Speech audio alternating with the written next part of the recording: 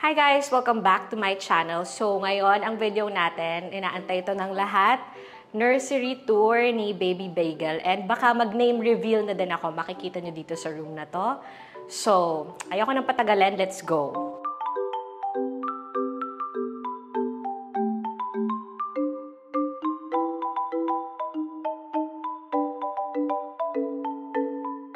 So, ito yung door, obviously, ayan. So, excited ako kasi parang 2 months in the making din tong room ni Bagel.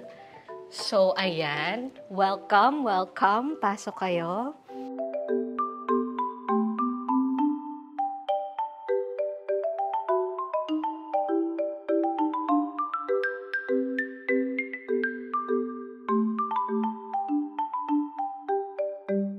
So, ang una nyo makikita pagpasok is this crib, guys. Ayan. Okay, so itong crib na to, guys, actually, mamaya i-share ko sa inyo kung sino yung interior designer ko dito. Pero, lahat ng design dito sa room na to, si Tita Cho yung nag-isip. Basta sabi ko lang, ayoko ng sobrang blue. Gusto ko parang may pagka-neutral pa rin yung color niya. So, ito yung naisipan naming design kay Bagel. And then, ito nabababa to.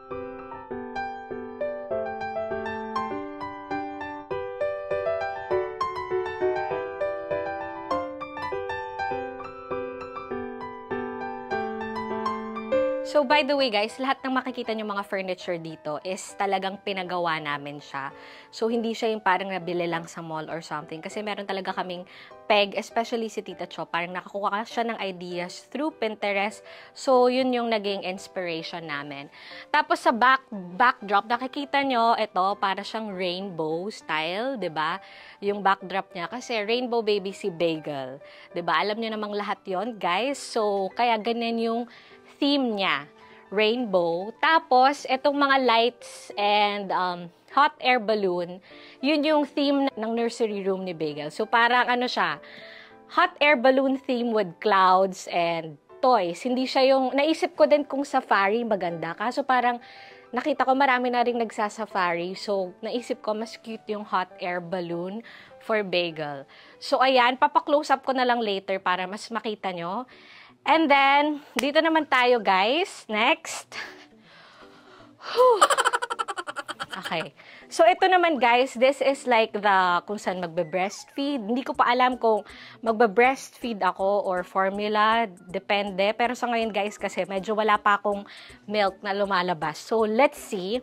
But anyway, dito yung parang nursery feeding area niya. So, dito ko siya papadedein. And then, dito siya magsistay. Kunyaring tulog siya or something. And then, babantayan mo lang siya. And, hindi lang to typical na upuan kasi nagro-rock to. So, Ate Joy, pakiano ulit.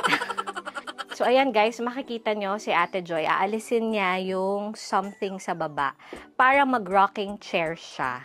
So, makikita nyo yan in a bit and papakita ko rin sa inyo pagka nandyan ako at nakaupo. Ayan, ganun lang naman siya. So, depende kung gusto kong patulugin si baby or not para mag-rocking chair siya. So, ayan siya guys, ang rocking chair natin. So, kunyaring after kung mag-breastfeed and gustong patulugin si baby, dito lang siya nun guys. Ayan o, diba? Social, ang social. Happy talaga ako sa room na to. Kasi worth it yung 2 months na pag-aantay ko. Kasi ang ganda talaga ng outcome niya. Okay. And ang next naman natin is yung bed. So, dito kami matutulog ng husband ko kung hindi nyo pa alam, guys. Siyempre, hindi naman namin iiwan mag-isa yung anak namin. So, dito rin kami magsistay. So, ito yung bed, guys.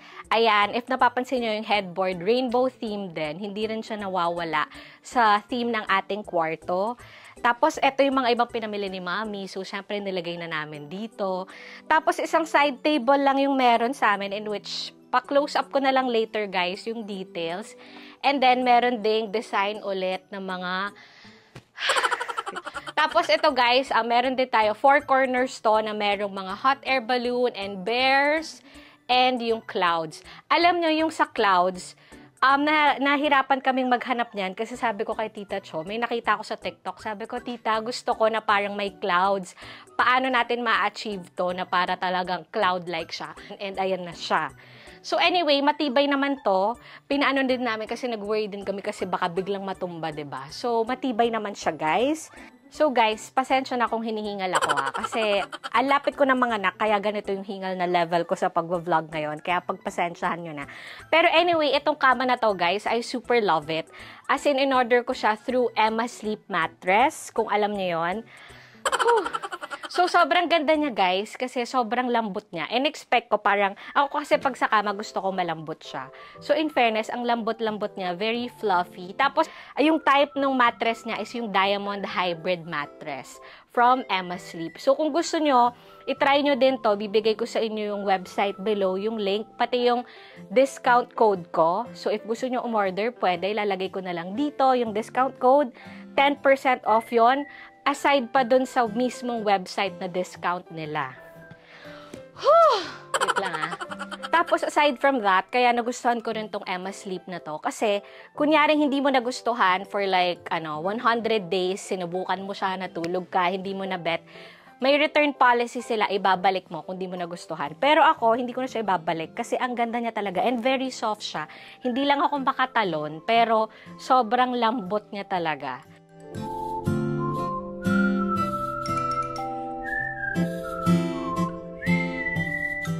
Ay, alam nyo pala, hindi ko pa ito mga napapalaba at napapa-deep clean. Papalinis ko pa lang to pagka mga siguro 3 days or 4 days before my due date. So, talagang pati tong mga covers, hindi pa nalalaban. So, papalaba lang natin pagka malapit na talaga. Tsaka papadisinfect natin yung buong room. Pero anyway, doon na tayo sa kabilang side naman ng ating tour. So, ayan. Guys, grabe talaga yung hingal ko ngayon, kaya sorry talaga. Medyo wala akong kwentang mag-vlog today, pero hayaan nyo na, importante na reveal natin.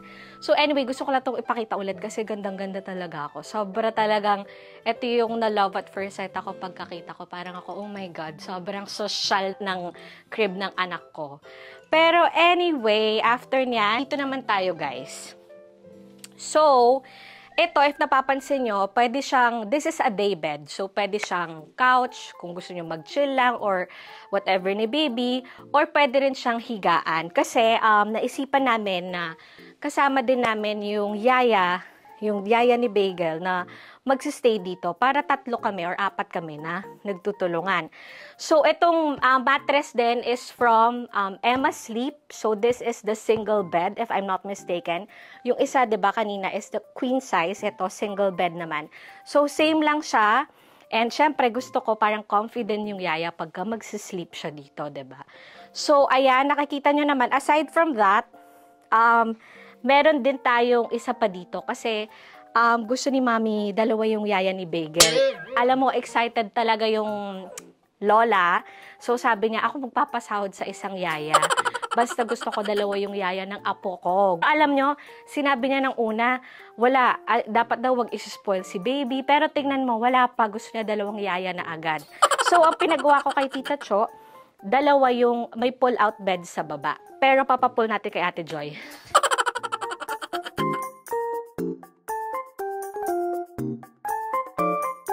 So, ayan guys, yung pull-out bed naman sa baba. So, para if ever, dyan yung parehong yaya ni Bagel magsistay.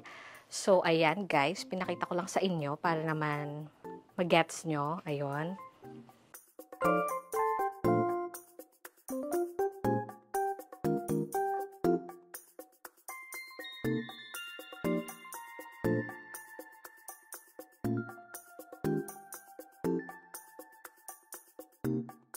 Tapos niyan guys, after dito naman, merong tayong mga upuan. Feeling ko hindi naman nga magagamit to eh. Kumbaga design lang talaga siya.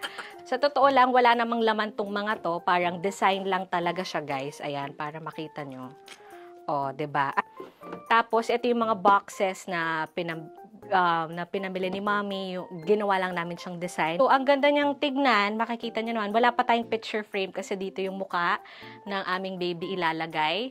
So, ito, wala ding mga laman pa tong mga to, pero siguro dito yung mga diaper niya or kung mga ano-ano pang mga gamit.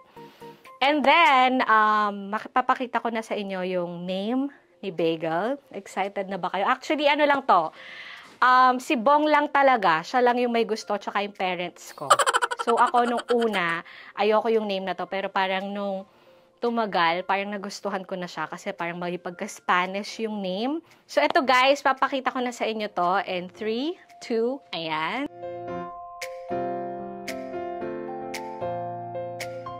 My little Juan Levy. So actually, yung Juan, name ni Juan Paulo, yung kapatid ko. So nagandahan lang ako ngayon lang ha, ngayon ko lang na-appreciate yung Juan. Kasi parang nasusosyalan ako, nung una hindi. Pero parang ngayon sabi ko, oh nga no. So gagamitin ko yung Juan pag pinapagalitan ko siya. Pero nickname niya Uno. Kasi parang first in the family. So parang yun talaga yung, si mami ko talaga at daddy, gustong gusto Uno. Kailangan Uno pangalan niya kasi first apo. So dapat Uno talaga. So parang ako, kung Uno Levy naman yung name niya, parang bitin. So parang ginawa naming may pagka-Spanish na Juan Levy. Yung namang Levy, sa pangalan ni Bong yan. Kasi sabi niya sa akin, basta pag lalaki lahat ng anak natin or kung magkakalalaki tayong anak, gusto ko may Levy siya. Kasi yung name ni Bong, Antonio Levy. So, ayan. Expect nyo na sa lahat ng boys namin, kung magkaka-baby kami ulit na boy, may Levy. So, ayan. Juan Levy. Tapos, so, yon dahil nga pinagde-decide ko kung Juan Levy or Uno Levy yung ilalagay namin dito, nagpagawa pa ako ng isang woodboard kay Tita Cho. So, regalo niya yan sa akin. Sabi niya, ibibigay ko na yan ng free sa'yo. Ganun. So, andito yung Uno Levy niya. Ate Joy, pakuha nga yung Uno. So, ayan. So, dahil undecided pa ako nung una, nagpagawa ko ng dalawa. So, either Uno Levy or Juan Levy. Kaso naisip ko, maganda na yung real name niya na yung nandyan sa board. Tapos, after niyan, guys, this is the, ano ba to? Diaper changing pad ni baby. Itong sa taas, if pansin nyo, medyo malambot siya. So, dito ipapalitan yung diaper niya or something, ganon. So, bibili pa ako ng parang pang diaper set niya dito na bilog. Tapos, ito yung mga bigay ng kanyang lola, si mami. Dami niya tingnan mo, may mga sapatos na siya, may mga bib na rin, may mga, ano ba to? Socks or whatever, kung ano man, pati mga lampin, napaka-social ng lampin niya. Tapos ito guys, yung diaper bag din niya. So ito yung buhat-buhat namin or si Bong pagka may mga check-ups siya, ayan yung bag niya. 'Di ba? Tapos ito yung mga extra sets of, ito yung mga drawers. Ang ganda, sobrang kakaiba nung design nung mga niya. Siguro dito yung mga damit, ayan, may mga, wala pang laman tong mga to guys. So, drawers niya, merong, ano ba to, wood, tapos yung isa, ang galing lang ni Tita Cho, basta magaling siya. Pero anyway, ito yung mga, binili ni Mami sa, okay. Ito yung mga binili ni Mami sa DV, na magagandang tela daw, talaga para sa baby. So, meron ng ganyan. Ayan ready na kami. Pero hindi pa yata ito nalalaban. Nalaban na. Okay, pero, ayan. So, yung mga ganito, guys, imagine mo, ang liit. Diba? Cute lang. So, ayun. Tapos, yung mga shampoo, ano pa ba yung mga lotion or whatever, dito na lang siguro namin ilalagay. So, ayun, guys. Last, ito, nakalimutan ko ipakita. Ano lang to, mga sticker decals lang siya. So, akala nung iba parang naka-wallpaper kami or what. Pero hindi, sticker lang siya. Tapos, madali din siyang tanggalin. Hindi rin masisira yung wall mo. Tapos ito guys, ito yung banyo, pero wala naman akong pinaayos sa banyo, more on liguan lang talaga siya or something, 'di ba? Kaya ayun, hindi ko napapakita. As in itong room na lang talaga yung pinakita ko kasi talaga ito yung pinaayos namin.